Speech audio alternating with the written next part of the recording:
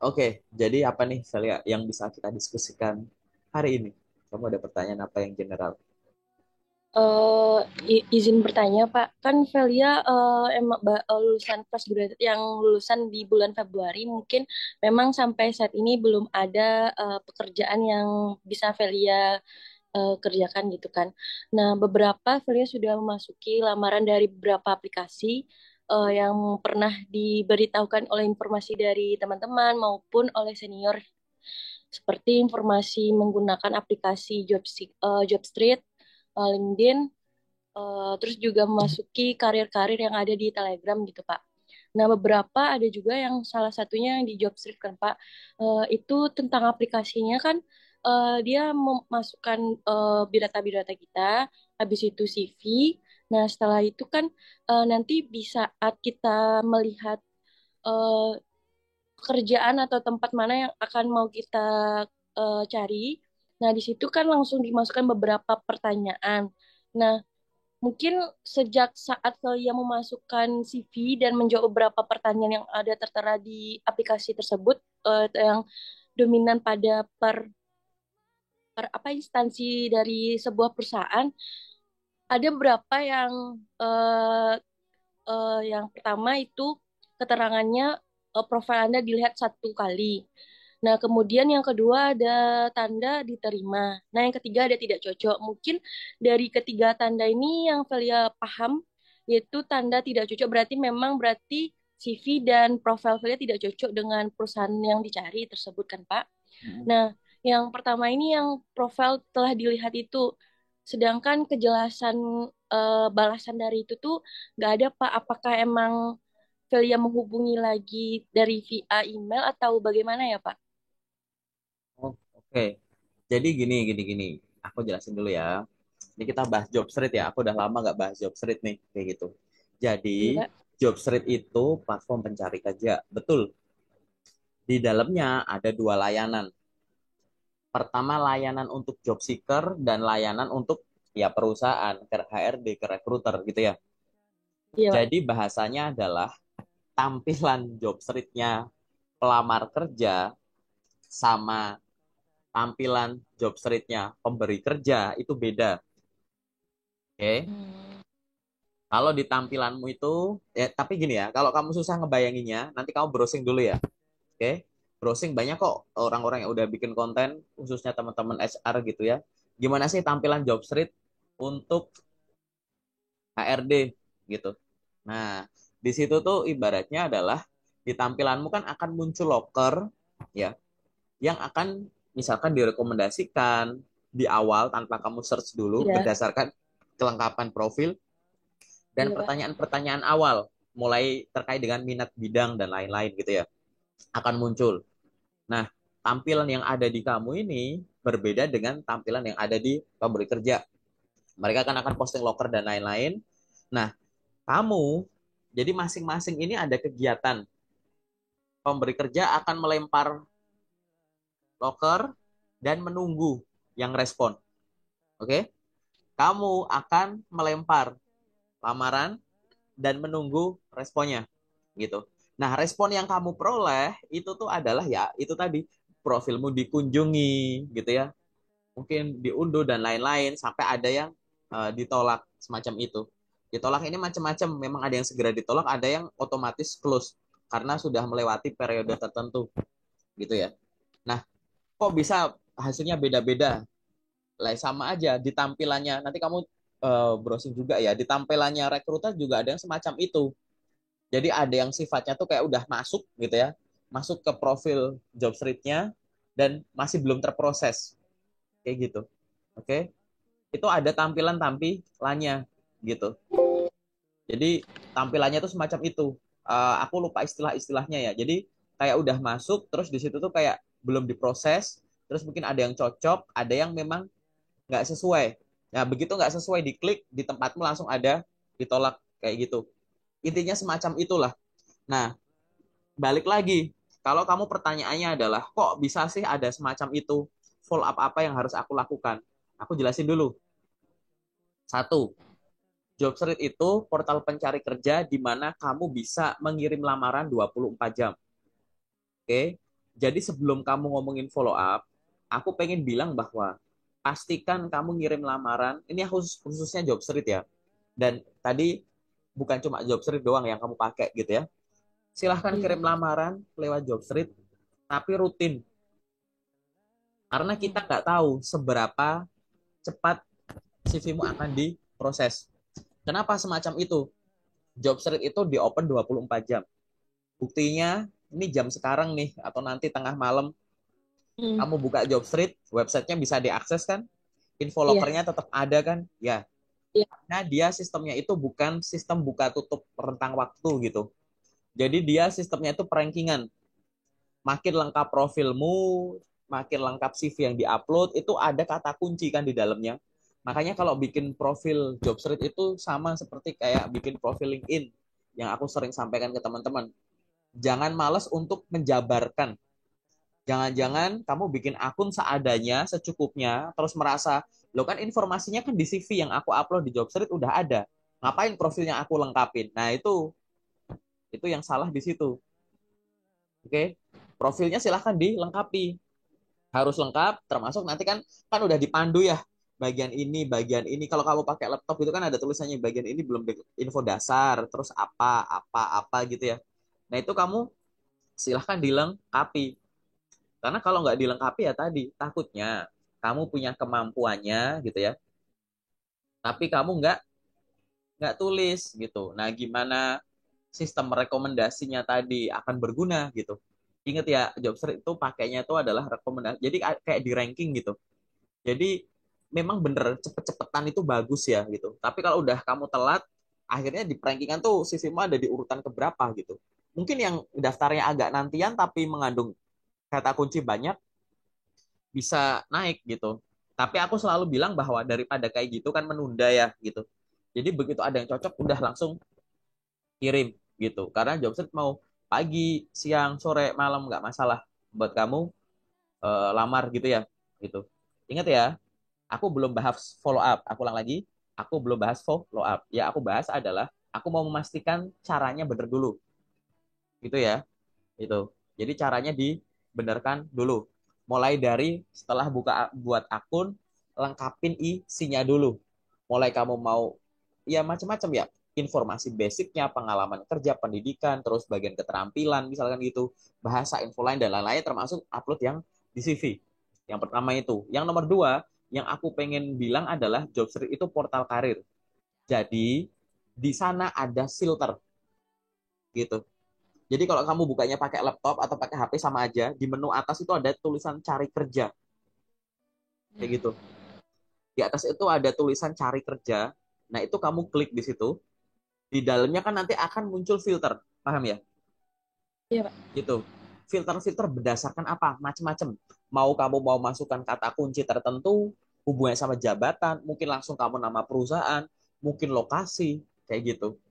Mungkin kayak level-level pekerjaan, bahkan kamu bisa masukin misalkan kayak sektor-sektor tertentu gitu loh.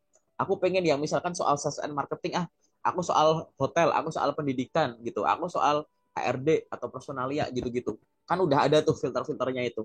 Bahkan terkait dengan gaji, bahkan rentang-rentang gaji, bahkan terkait kapan diposting, kapan ditayangkan. Kan ada menu filter. Jadi, ya, hal kedua yang harus kamu lakukan sebelum ngomong follow up adalah optimalkan penggunaan filter. Oke, gitu. Karena jawaban dari pertanyaan kamu itu ya, kenapa kok ada yang digini, ada yang dilihat, ada yang udah di-download, udah digini itu kenapa? Gitu. Aku cuma menutup kemungkinan-kemungkinan tadi. Mungkin profilmu belum lengkap atau yang kedua ini variasi filternya belum kamu edit-edit. Jadi info lokernya itu sebenarnya masih banyak gitu. Hanya karena main filter, misal filter lokasi, filter gaji, filter nama perusahaan gitu-gitu. Dioptimalkan, pastikan itu udah kamu apply semua kayak gitu. Nah, kalau udah begitu semua ya, berarti tinggal ditunggu, dipantau, ya kan? Dipantau nanti di situ akan secara berkala akan ada update-update status yang seperti yang kamu bilang gitu. Dilihatlah, di inilah, bahkan nanti ada panggilan wawancara kerja. Tapi boleh nggak follow up-nya itu nggak cuma follow up mantau itu? Boleh. Gimana caranya? Kalau kamu ngelamar kerja di job street kan ada historinya, ya kan? Ya, Pak. Loker mana yang udah kamu lamar sampai detik itu udah ada berapa pelamar gitu-gitu kan. Nama PT-nya kamu cari di LinkedIn gitu. Oke. Nama lokernya, nama PT-nya kamu cari di LinkedIn. Jadi misalkan PT apa gitu kan. Kamu cari dulu di LinkedIn ya. Setelah kamu cari, kamu filter bagian people, cari HRD-nya, cari rekruternya. Terus kamu connect ke beliau. Intinya tuh kamu butuh untuk nge-DM beliau.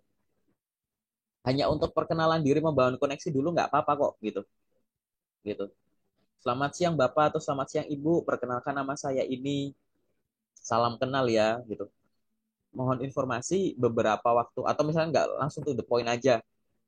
Beberapa waktu yang lalu saya melamar pekerjaan di PT ini sebagai ini berdasarkan informasi yang saya lihat melalui job street atau berdasarkan informasi yang ada di job street gitu. Mohon informasi Ibu gitu. Atau misalkan semoga kualifikasi saya sesuai dengan yang dibutuhkan ya Bu, titik gitu. Apabila PT ini atau misalkan apabila Bapak atau Ibu membutuhkan informasi tambahan terkait kualifikasi saya untuk posisi tersebut, silahkan Ibu juga dapat untuk mengunjungi akun LinkedIn saya gitu. Paham nggak? Gitu. Jadi kamu tuh membangun koneksi, ngajak orang ngobrol, bukan maksa. Karena kalau maksa tuh kayak ini kok desperate banget sih sampai minta-minta, mohon-mohon gitu. Apalagi maksa gitu ya. Ayo Pak, buruan dicek Pak, udah saya kirim nih, cocok gak sih gitu. Diburu-buru, ya kan? Itu nggak elegan tuh kayak gitu, malah kayak desperate. Jadi mungkin rekruternya juga mikir ini anak ngapain sih sampai sebegininya gitu. Ini aku ngomongin job street ya, belum ngomongin email. Email tuh ada yang ngirimnya spam. Saking nyari kerjanya tuh kayak tiap menit di send itu ada kayak gitu. Wah nanti takutnya kalau emailnya rekruternya itu penuh atau gimana, ngeblank, ngehang, itu semua email bisa dihapus itu. Serius. Jadi semua yang masuk tuh bisa dihilangin. Itu aku ngomongin email, tapi itu nanti aja lah gitu. Cuma sekarang ngomongin yang job street dulu. Jadi kalau mau follow up, bener-bener kamu mau follow up, karena kan job street kan kamu kan nggak bisa kenal Iya, orangnya Pak. siapa, ngobrol Yang enak nggak bisa. silakan. Jadi begitu kamu ngirim, kamu rekap misalkan berapa perusahaan, kamu cari rekruternya di LinkedIn, langsung kamu DM pakai cara tadi. Intinya terima kasih atau salam kenal dulu gitu kan, perkenalan diri, terus kamu sampaikan kondisinya. Beberapa waktu yang lalu atau baru saja saya mengirimkan lamaran untuk posisi ini di PT ini berdasarkan informasi lowongan kerja yang ada di job street gitu. Semoga kualifikasi saya dibutuhkan oleh perusahaan atau sesuai dengan yang dibutuhkan oleh perusahaan ya Pak atau Bu gitu. Apabila Ibu ini atau Bapak sebagai uh, rekruter di PT ini membutuhkan informasi tambahan terkait kualifikasi saya gitu. Ibu atau Bapak dipersilahkan untuk menghubungi saya melalui DM LinkedIn ini atau dipersilahkan untuk mengunjungi profil LinkedIn saya gitu. Atas kesempatan yang diberikan saya ucapkan terima kasih gitu. Kamu bisa ngelakuin itu. Jadi buka LinkedIn yang kedua itu adalah untuk mengkonfirmasi ini. Nah terus buka LinkedIn yang pertama buat apa? Buat mastiin lokernya asli. Jadi begitu kamu nemu loker di LinkedIn, di Jobstreet, nggak harus, maksudnya kamu boleh kok untuk ngecek dulu nama perusahaan itu beneran ada nggak di LinkedIn. Oke, ini untuk antisipasi atau validasi bahwa perusahaan tersebut itu valid, itu ada. Paham ya? Kayak gitu. Itu kamu bisa melakukan itu. Oke? Pak. Gitu. Kedengaran kan suaraku ya? Dengar, Pak. Mohon maaf, Pak. Emang berisik di sini, Pak. Iya, yang penting suaraku kedengeran. Jadi, Dengar. ingat ya, kamu buka LinkedIn untuk dua hal. Hal yang pertama itu untuk validasi ini lokernya asli atau enggak. Hal yang kedua untuk follow up. Kalau tadi kamu bilang bahwa aku pengen memastikan bahwa lamaranku udah diterima dengan baik, tapi aku pengen dikenal secara positif oleh perusahaan. Makanya caranya tadi nge-DM gitu ke LinkedIn. Validasinya gampang. Kamu tinggal nyari cara PT-nya ke LinkedIn, cari bagian people, atau cari bagian, maksudnya kalau cross check asli atau enggak ya. Ini perusahaan ada nggak di LinkedIn? Nggak ada. Coba di website, di Google. Gimana? Kalau kamu meragukan atau bahkan kamu ingat bahwa pernah ditipu sama perusahaan ini, maka kamu bisa buka info lokernya LinkedIn di Jobstreet, dibuka kan. Misal lokernya tuh masih dibuka gitu, dan kamu tahu ini perusahaannya nggak valid setelah kamu cross check gitu kan. Dan itu misalkan apalagi temenmu atau kamu pernah ngerasa ketipu di perusahaan itu, maka kamu bisa klik lokernya, terus kalau di laptop tuh di scroll ke bawah, di paling bawah sendiri ada tulisan laporkan lowongan kerja ini. Nah, itu di report. Jadi kamu di report, bantu tim Jobstreet untuk ngurangin orang-orang yang nggak jelas kayak gitu ya. Gitu. Jadi kamu bisa melaporkan gitu. Macam-macam nanti. Tidak semua. Jadi yang dilaporkan itu gini. Salah satu hal yang bisa kamu laporkan dari Jobstreet itu adalah tadi, ini lokernya palsu gitu. Di situ nanti kamu akan bisa menemukan banyak hal ya, banyak hal yang kamu bisa report gitu. Jadi nanti hasil follow upmu sama job street itu akan hubungnya ke email gitu. Yang kamu fokusnya itu adalah loker asli atau palsunya aja, nggak harus semua hal. Walaupun sebenarnya si job street itu udah memfasilitasi kamu gitu ya, mulai dari diskriminasi usia atau gender gitu ya. Terus misalkan kayak ngeklaim sebagai orang lain gitu. Wah, ada loker dia ngeklaim sebagai perusahaan ini padahal bukan nih, ya kayak gitu boleh gitu. Atau mungkin ngedisplay gambar-gambar yang tidak semestinya, boleh kayak gitu. Atau misalkan ada bahasa atau hal-hal yang pokoknya diskriminasi kayak gitu. Oke. Okay? Terus misalkan kalau enggak, kamu kan akan menemukan loker itu di job street, kadang informasinya itu lengkap, kadang job desk-nya nggak jelas. Nah, kamu boleh berhak job desk nggak jelas di report ke tim job street. Tim job street juga nggak langsung serta merta kayak take down gitu sih. Aku yakin pasti akan dicek dulu mana yang dimaksud gitu kan, gitu. Terus di situ baru nanti akan diambil tindakan. Tapi at least itu adalah hal yang bisa kamu lakukan gitu. Paham ya? Maaf Pak, untuk terakhir pertanyaan tentang job street kan pas waktu untuk memencet melamar itu kan Pak kan ada itu Pak beberapa pertanyaan yang di atasnya kemudian ada beberapa kalimat sekitar 300 kata yang untuk kita kirim. Nah, itu tuh biasanya tipsnya itu apa ya Pak? Soalnya kemarin tuh Velia cuma membikin kayak saya lulusan fresh graduate telah mengikuti pelatihan ini, telah menjadi internship, terus memiliki sertifikat ini, terus juga pernah magang di sini secara ringkas gitu Pak. Simpelnya gini, 300 kata ini adalah tempatmu untuk mempromosikan diri. Kalau kamu nggak ada ide, 300 ini bisa kamu modifikasi dari bagian ringkasan atau profil atau summary CV. Tapi kuncinya adalah kamu bikin summary CV-nya bener dulu, gitu. Kalau kamu sebagai orang yang sudah punya pengalaman kerja, kamu di situ tulis aja, gitu. Lulusan jurusan ini dengan total pengalaman kerja selama 10 tahun di bidang ini. Familiar dengan software ini, dan mampu berbahasa Indonesia, Inggris, dan Mandarin, titik, misalnya gitu. Tersertifikasi ini. Itu kayak gitu aja. Jadi kamu mau memamerkan kemampuan kamu secara singkat, itu khusus untuk orang-orang yang sudah punya pengalaman kerja.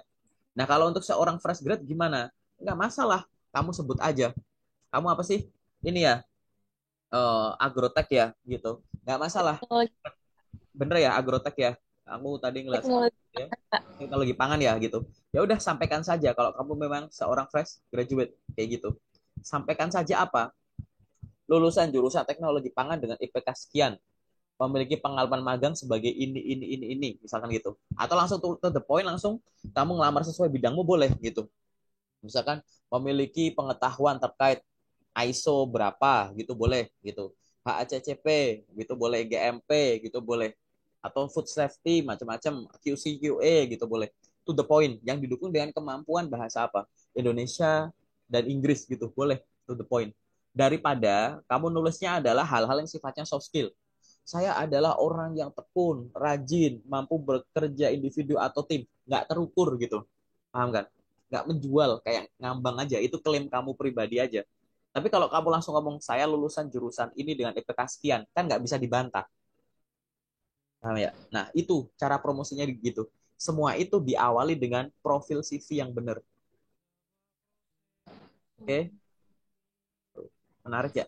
Aku seneng deh hari ini. Hari ini aku nge-review CV orang-orang dengan pertanyaan yang menarik. Mantap. Good mood aku hari ini. Kayak gitu. Oke, menarik ya. Serius, udah lama aku nggak bahas job street ya gitu. Nanti aku harus gali-gali lagi nih. Barangkali ada yang berubah. Untuk pertanyaan job search mungkin sekiranya itu dulu Pak. Kalau misalnya pertanyaan tentang eh, pengiriman email sama Boleh? LinkedIn nanti secara detail atau secara general Pak? Kalau email gimana? Apa yang kamu masih bingung soal email? Kalau misalnya email kan Pak, eh, kan ada beberapa waktu itu Velia mendapatkan informasi tentang loker seperti loker yang karir-karir yang ada website karirnya kan Pak. Nah waktu itu ada tentang karir Forisa. Nah di sana itu kualifikasi yang diminta sesuai dengan jurusan yang Velia punya. Nah waktu itu Velia salah memasukkan Gmail Pak. Jadi waktu Velia mau untuk login lagi, dia menyuruh untuk verifikasi Gmail dulu, sedangkan email yang dimasukkan salah. Dan ternyata pas waktu bikin akun baru lagi, ternyata nggak bisa lagi, Pak, karena nick sebelumnya itu sudah dipakai di email yang lain gitu, Pak. Nah, itu berarti emang kesalahan dari Velia tuh gimana itu, Pak? Kamu ngerasa salah input nggak itu? Iya, soalnya ada typo, Pak. Harusnya kan Gmail. Nah, kebikin waktu itu Gamil atau apa tadi kemarin tuh Pak. Jadi nggak bisa di verified gitu Pak. Oke, kalau kayak gitu kamu boleh DM akunnya itu, akun perusahaan ini. Lewat email boleh, Hmm. lewat DM kan bisa lewat email ya, gitu boleh. Kamu bisa DM akun Instagram officialnya boleh. Sampaikan saya ada kendala untuk membuat akun ini untuk melamar kerja. Kendala saya adalah ada salah input semacam ini sehingga saya tidak bisa ngirim lagi gitu. Bagaimana solusinya? Minta solusi ke mereka aja. Atau nge-DM rekruternya juga boleh gitu. Ini kan hal teknis ya gitu. Iya Pak. Teknis masing-masing perusahaan untuk ngirim lamaran kan kayak gitu. Jadi kamu nanya ke perusahaannya langsung. Aku nggak tahu mana yang fast respon. Ada yang fast respon tuh kayak sosial medianya kan ada admin sosmed tuh yang biasanya fast respon. Jadi kamu boleh DM lewat uh, IG biasanya ya. IG terus dikirimin screenshotnya buktinya tuh kayak gimana apa yang terjadi atau lewat email gitu permohonan informasi gitu permohonan informasi gagal membuat akun gitu misalkan gagal membuat akun karir gitu gitu atau kamu boleh kalau punya kenalan-kenalan di LinkedIn yang bisa kamu DM kendala kamu Ibu mohon informasi dan arahannya sampaikan kronologinya perlakukan mereka sebagai orang yang tidak tahu apa yang terjadi di kamu makanya kamu menceritakan kronologis ini loh yang terjadi awalnya terus begini akhirnya begini saya minta solusinya gimana apalagi tadi ada NIK sama email kalau itu udah dianggap dikunci kan aneh kayak gitu Iya. ada email verifikasi ini silahkan udah dikirim email ya oh, emailnya salah pasti kan bouncing kan balik kan nggak terkirim Iya. pasti kode verifikasinya nah itu kamu minta solusinya ke mereka mungkin bisa di adjust dihapus biar kamu bisa bikin lagi dan lain-lain atau mungkin kayak oh ya udah kirimkan lamarannya ke sini aja dulu sementara gitu misalkan gitu ya contohnya ya tapi nanti dicoba-coba dulu itu karena itu sangat Oh iya. teknis jadi masing-masing perusahaan beda. Oh iya. Eh Pertanyaan lagi Pak. Eh Terkait pas waktu mendaftar pekerjaan kan Pak, kan itu Velia banyak juga daftar yang karir-karir sebuah perusahaan kan Pak. Nah di saat itu ada waktu itu Velia mengirimkan email ke email perusahaan tersebut. Nah waktu itu ada kesalahan teknis Pak, yang dimana eh, ada beberapa file yang lupa Velia masukkan, tetapi sudah terkirim email tersebut. Nah, ternyata ketika Velia ngecek kembali email yang telah terkirim, ternyata ada beberapa file yang diminta, ternyata lupa dikirim. Nah, kemudian Velia membuat baru lagi tentang membuat baru lagi pesan email kepada perusahaan tersebut. Nah, jatuhnya kan jadinya spam kan, Pak, ke itu. Nah, pas waktu Villa cek, oh kok tidak masuk ke bagian send di email kan, Pak. Ternyata dia masuk ke dalam spam. Nah, pas waktu Velia spam itu dihapus, terus Velia ngirim kembali, apakah itu tuh pada apa namanya? Pada email perusahaan tersebut itu berkas Velia termasuk spam atau terkirim atau gimana ya, Pak? Ini aku kurang paham detailnya ya kayak gitu. Jadi spam ini tuh gini, yang aku sebut spam itu adalah bukan masuk ke folder spam ya tadi. Jadi yang aku maksud spam itu adalah email yang sama persis dikirim di jam-jam yang berbeda. Bukan jam sih, di waktu yang berbeda. Ada beda menit gitu. Ada yang jam 3 lewat 5, jam 3 lewat 10. Hanya karena orang itu ya pengen emailnya tuh dipastikan ada di atas gitu. Itu yang aku sebut sebagai spam kayak gitu. Tapi nanti kalau tips dan trik gimana caranya biar email kita tidak masuk ke spam, mungkin kamu bisa browsing dulu. Biasanya sih kalau nggak ada bahasa tertentu atau file tertentu yang di attach yang mencurigakan atau link tertentu yang mencurigakan nggak bakal masuk ke spam sih. Cuman kamu nanti browsing lagi ya soal itu ya gitu. Nah, yang dimaksud spam itu gini, makanya aku ulang lagi ya. Yang aku bilang spam ke mereka itu adalah mengirim yang sama persis di waktu yang berbeda, apalagi berdekatan, apalagi jumlahnya banyak. Itu yang dihindari. Dari dua pertanyaan kamu ini ada kesamaan. Apa? Kamunya nggak teliti gitu. Iya. Kamu buru-buru ngapain sih gitu ibaratnya. Oh, keterima juga belum, ngapain sih buru-buru? Kayak nanti nggak ada waktu lagi, kayak nanti nggak ada locker lagi gitu loh. Itu kamu harus introspeksi di situ. Dua hal ini terjadi karena ulah sendiri ibaratnya gitu ya. Jadi kamu Iya, nanti Pak. harus introspeksi dulu gitu. Kalau udah masalah teknis kayak begini nanti tergantung gimana kemudahan dari platformnya si perusahaan itu dan ya nanti kamu juga gimana gitu. Yang jelas tadi, kalau mau ngirim sesuatu makanya dibaca sampai selesai. Dari atas sampai bawah. Ingat ya, CV dikirim ke kita, itu CV itu semua kita baca loh. Dari nama sampai yang paling bawah gitu. Nah, kamu juga harus gitu, lihat loker, ya harus dibaca semuanya. Apa yang harus dikirim, apa yang harus dilampirkan, ada nggak nama file tertentu, format tertentu, size tertentu, kayak gitu. Habis itu kamu siapin. Nah, biasakan kalau ngirim lamaran itu ya, bikin email itu ngisinya dari bawah ke atas. Tulis isinya dulu, masukin lampirannya dulu, baru nanti kamu nulis ke atas judulnya, baru ke tujuan emailnya. Jangan kamu bikin email itu nulis alamat emailnya dulu.